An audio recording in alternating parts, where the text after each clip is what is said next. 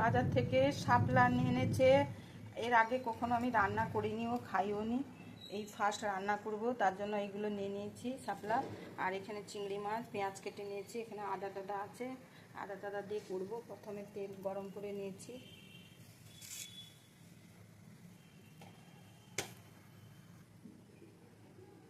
কালো জিরে, লঙ্কা দেবো, পেঁয়াজ,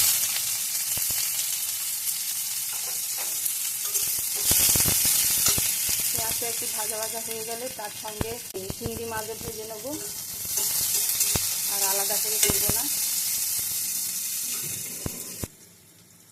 পেঁয়াজটা হাফ ভাজা হয়ে গেছে, এক সাইড করে দেবো, আর একটু তেল দেবো,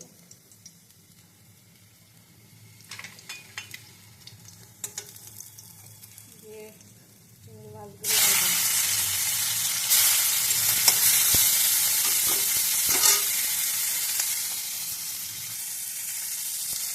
পেঁয়াজ আর চিংড়ি মাছ ভাজা ভাজা হয়ে গেছে। এখানে আদা, হলুদ, জিরের গুঁড়ো, লঙ্কার গুঁড়ো জলের মধ্যে মিশিয়ে নিয়েছি। এবার এইগুলো দিয়ে দেবো।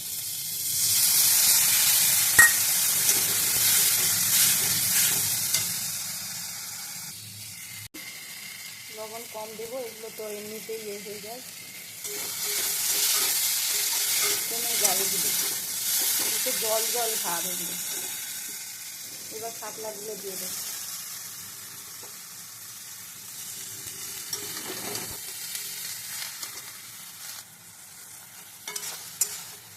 এবার হয়ে গেছে, নামিয়ে নেব। কেমন হয়েছে খেয়ে দেখতে হবে। এই ফার্স্ট তো করলাম, আর চিংড়ি মাছ করলেই তো সবই ভালোই লাগে।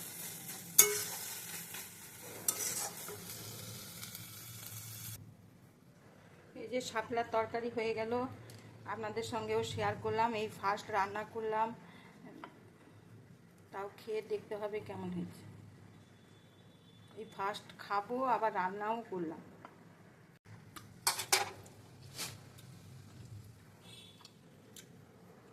ভালোই হয়েছে, টেস্টও হয়েছে ভালো।